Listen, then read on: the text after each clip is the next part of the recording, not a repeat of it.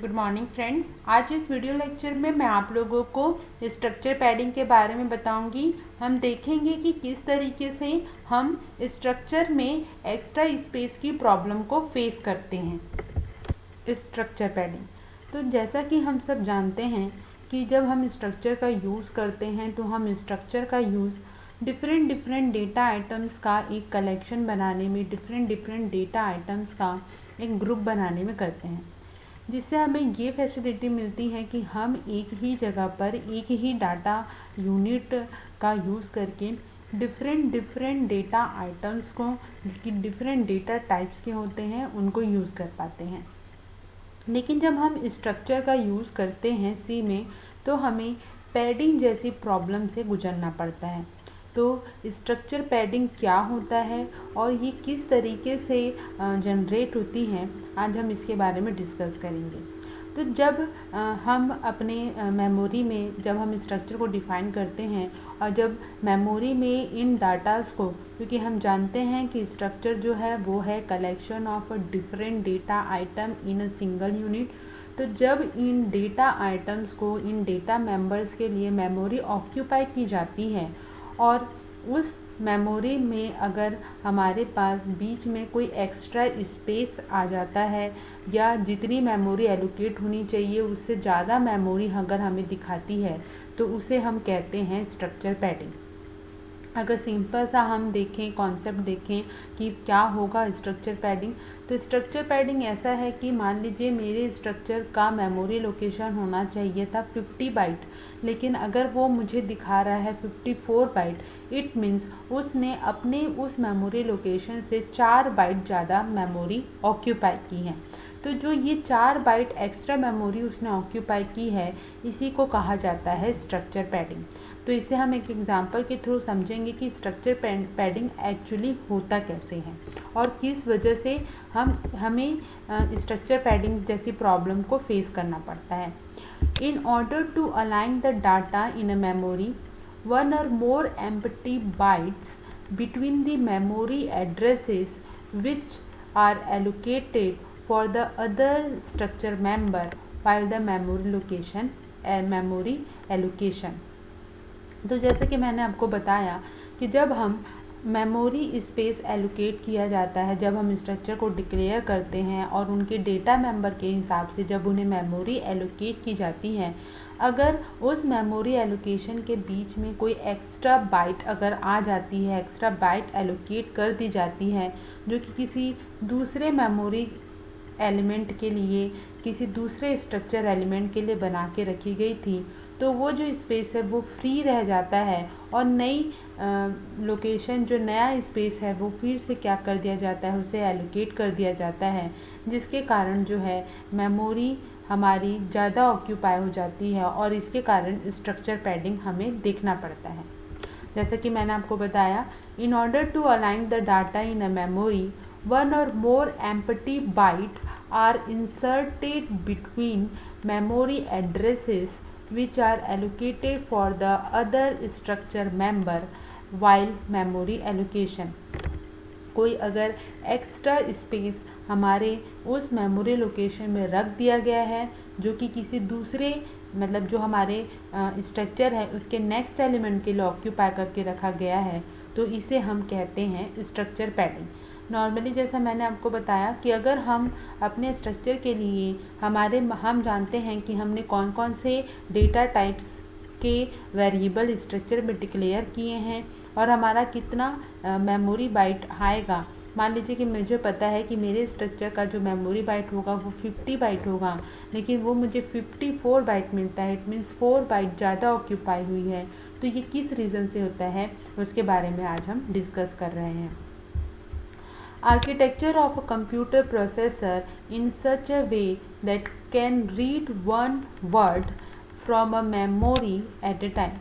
तो जो structure padding का कॉन्सेप्ट है उसके लिए सबसे ज़्यादा ज़रूरी हमारे पास ये कॉन्सेप्ट आता है, ये बात हमारे लिए इम्पॉर्टेंट रखती है कि हमारा जो आर्किटेक्चर है हमारे कंप्यूटर प्रोसेसर का, वो किस तरीके से काम कर रहा है, क्योंकि इसी की वजह से ही हमें स्ट्रक्चर पैडिंग जैसी प्रॉब्लम को फेस करना पड़ता है। अगर हम देखें हमारा जो आर्किटेक्चर है हमारे कंप्यूटर प्रोसेसर का, वो एक समय में एक वर्ड को मेमोरी से रीड करता है। It can read one word from a memory at a time. और जो हमारा एक वर्ड मेमोरी रहता है वो कम से कम 4 बाइट का होता है। और 4 बाइट मेमोरी इसलिए ऑक्यूपाई करता है क्योंकि वो 32 बिट का प्रोसेसर है। जैसा कि हम जानते हैं कि हमारे पास डिफरेंट टाइप के प्रोसेसर्स अवेलेबल होते हैं। तो अगर हमारा मेमोरी जो है, मेमोरी लोकेशन जो है वो ऑक्यूपाई कर रहा है, स्ट्रक्चर ऑक्यूपाई कर रहा है, तो वो कितना बाइट का स्पेस एक्स्ट्रा ऑक्यूपाई कर रहा है ये डिपेंड करता है हमारे कंप्यूटर प्रोसेसर के ऊपर। अगर आपका कंप्यूटर प्रोसेसर 32 बीट का है तो उसके एक वर्ड को रीड करने की, मेमोरी से रीड करने की जो लेंथ होगी वो होगी 4 bite.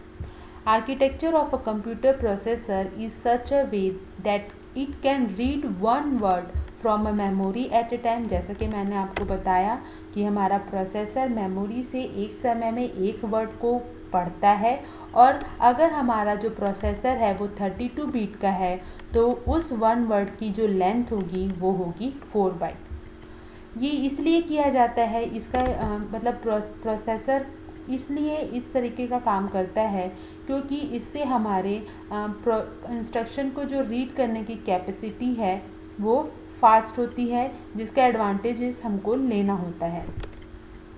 To make the use of this advantage of processor, data are always aligned as 4 byte package, which leads to insert the empty address between the other member address।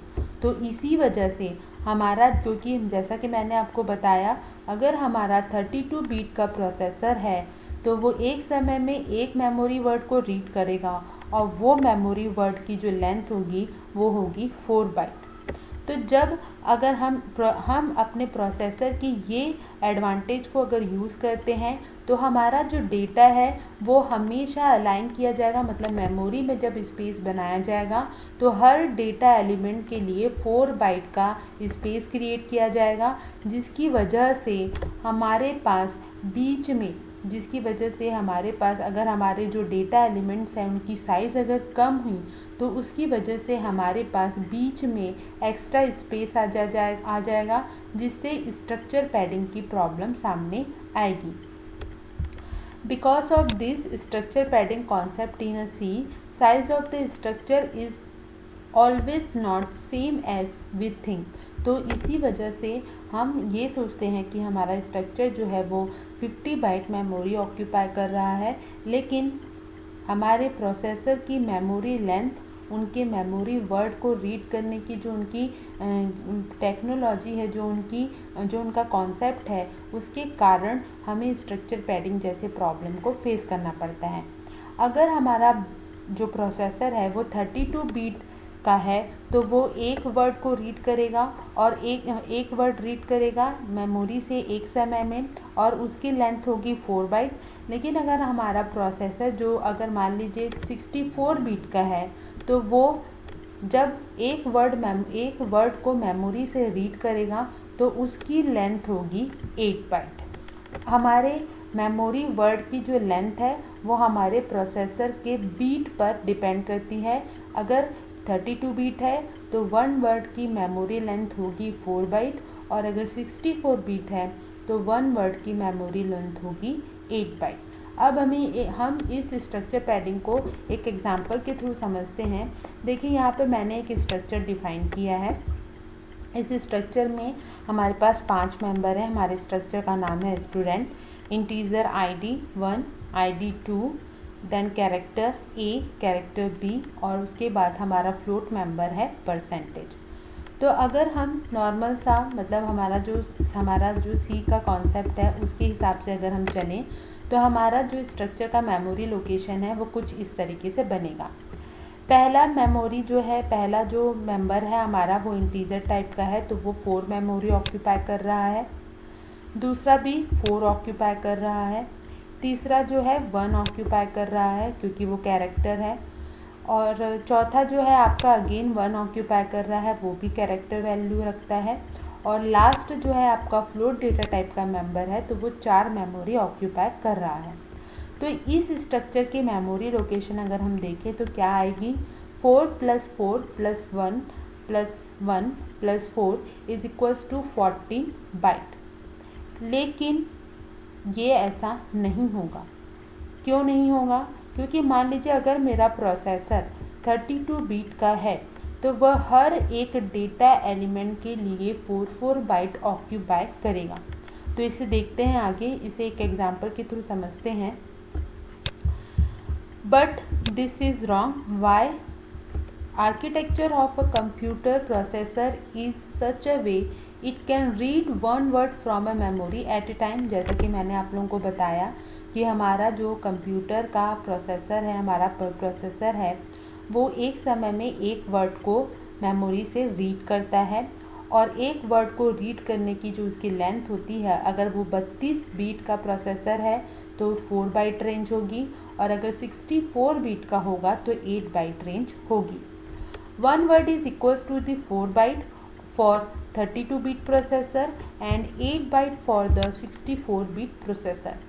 So 32 bit processor always read 4 byte at a time and 64 bit processor always read 8 byte at a time. तो एक समय में वो 4 byte 32 beat read करेगा processor, और एक समय में जो 8 बाइट मेमोरी है वो हमारा 64 बीट का प्रोसेसर यूज़ करेगा।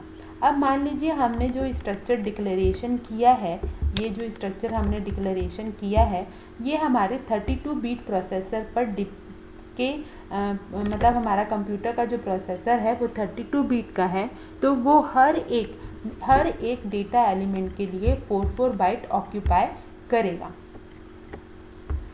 This concept is very useful to increase the processor speed. जैसा कि मैंने आपको बताया कि ये इसलिए होता है कि 1 वर्ड जो है वो हमेशा 4 बाइट के इक्वल हो अगर 32 बीट का प्रोसेसर है, और 1 वर्ड जो है वो 8 बाइट के इक्वल हो अगर 64 बीट का प्रोसेसर। ये इसलिए होता है ताकि हमारे जो प्रोसेसर की काम करने की जो स्पीड है, एग्जीक्यूशन स्पीड है, वो बहुत अच्छी रहे। To make use of this advantage, memory is arranged as a group of 4 byte in a 32 bit processor and 8 byte in a 64 bit processor। तो इस एडवांटेजेस को लेने के लिए जब मेमोरी ऑक्यूपाई की जाती है, अगर 32 बीट का प्रोसेसर है तो हमेशा 4 बाइट मेमोरी 1 वर्ड के लिए ऑक्यूपाई की जाएगी, और अगर आपका 64 बीट का प्रोसेसर है तो हमेशा 8 बाइट मेमोरी जो है वो आपके वर्ड के लिए ऑक्यूपाई की जाएगी। तो जैसा कि मैंने आपको कहा कि मान लीजिए हमारा जो स्ट्रक्चर हम जब डिक्लेयर कर रहे हैं, तो हम जो कंप्यूटर का यूज़ कर रहे हैं उसका जो प्रोसेसर है वो 32 बीट प्रोसेसर है, तो वो हर एक डेटा एलिमेंट के लिए 4 बाइट ऑक्यूपाई करेगा। देखिए यहाँ पे स्ट्रक्चर पैडिंग का कॉन्सेप्ट कैसे सामने आएगा। हम सोच के चल रहे हैं कि हमारा जो स्ट्रक्चर है उसने कंटिन्यूअस मेमोरी लोकेशन ऑक्यूपाई किया है, और जो डेटा टाइप्स हमने डिक्लेयर किए हैं उनके हिसाब से उसने मेमोरी ऑक्यूपाई की है।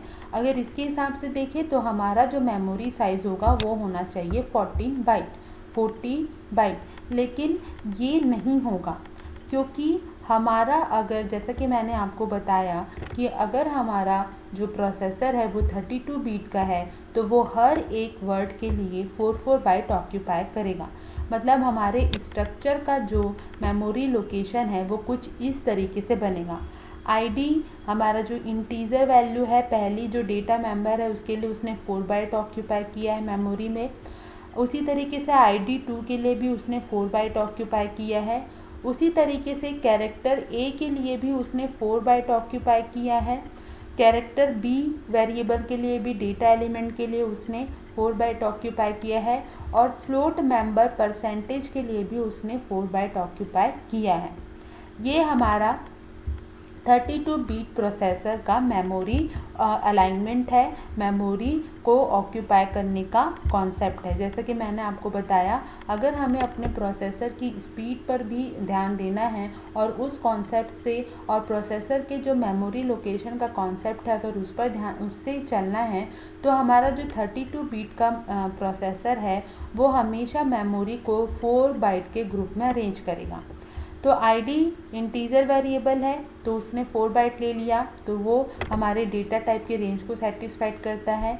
ID2 भी जो है एक इंटीजर वेरिएबल है, तो ये भी हमारे डेटा टाइप के रेंज को सूट करता है। लेकिन जब हमने कैरेक्टर को देखा, तो कैरेक्टर जो कि सिर्फ मेमोरी में 1 बाइट ऑक्यूपाई करता है, लेकिन इसके लिए 32 बिट प्रोसेसर ने अरेंज किया है 4 बाइट, तो जो रिमेनिंग 3 बाइट है वो बीच में इंसर्ट हो जा रही है। उसी तरीके से फिर नेक्स्ट लोकेशन में हम आए, तो अगेन उसने फिर से 4 बाइट ऑक्यूपाई किया है, और उस 4 बाइट में उसने 1 बाइट किसको दे दिया है, हमारे कैरेक्टर वेरिएबल बी को दे दिया है, और हमारा रिमेनिंग 3 बाइट जो है अगेन जो है बीच में इंसर्ट हो गया है। अब इस मेमोरी को, जो ये एम्प्टी स्पेस है, इसको ये दूसरे मेंबर को एलोकेट नहीं कर सकता है, क्योंकि हमारा जो प्रोसेसर का हमारा मेमोरी ऑक्यूपाई करने का जो कॉन्सेप्ट है वो यही बोलता है कि वो एक समय में मेमोरी से एक वर्ड को रीड करता है, और उस एक वर्ड की लेंथ है उसकी 4 बाइट। तो उसने इंटीजर को भी 4 बाइट दी, इंटीजर दोनों वेरिएबल को उसने 4 बाइट दी, और कैरेक्टर को भी उसने 4 बाइट मेमोरी लोकेशन जो है मेमोरी में दिया। और उस कैरेक्टर को जब यहाँ पे उसने एलोकेट किया, तो कैरेक्टर का जो डेटा रेंज है वो सिर्फ 1 बाइट का होता है, तो उसने उस पूरे 4 बाइट में से सिर्फ 1 बाइट का स्पेस ऑक्यूपाई किया, और बाकी जो 3 बाइट है आपकी वो क्या हो गई है, अब रिमेन है, बची हुई है। उसी तरीके से कैरेक्टर बी के लिए भी हुआ, और फिर उसने नेक्स्ट लोकेशन जो है हमारे फ्लोट वेरिएबल परसेंटेज को दिया, जो कि फ्लोट वेरिएबल का जो डेटा रेंज वैल्यू है होता है वो होता है 4 बाइट। तो इस तरीके से जो ये 3 बाइट हैं जो हमारे इन डेटा एलिमेंट्स के साथ एक्स्ट्रा अटैच हो गई है, एक्स्ट्रा मेमोरी एम्प्टी स्पेस हमारे इन डेटा वैल्यूज़ के साथ अरेंज हुआ है, तो इसे ही कहा जाता है structure padding.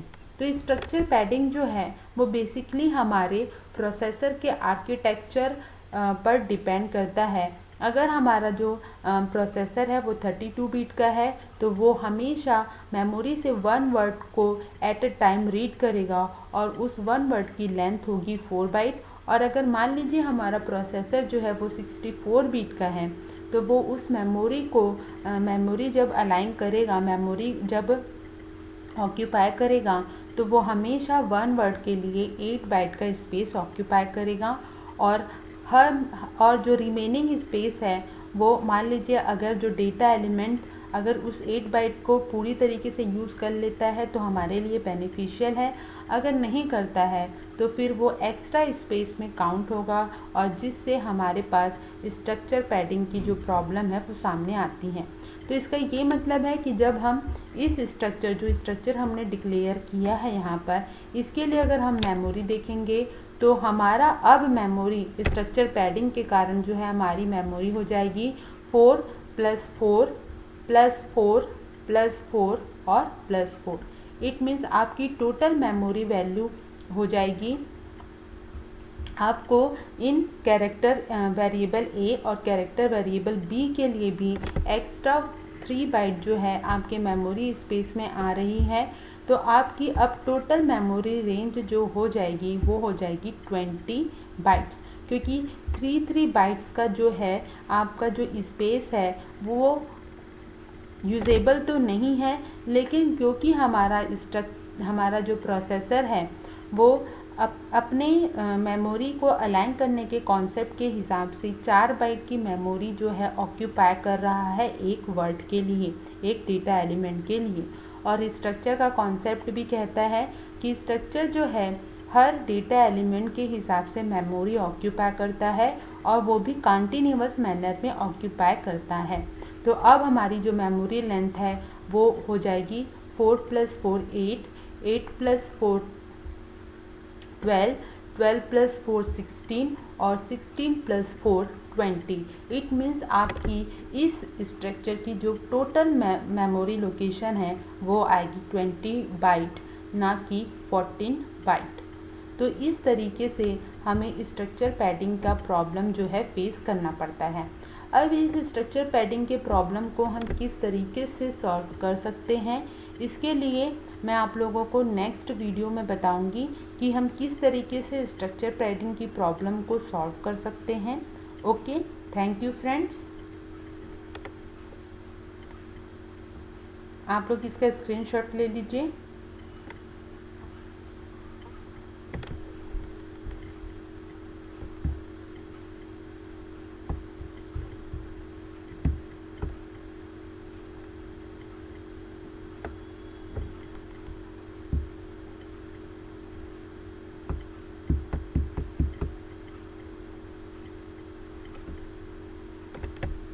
Okay, thank you friends.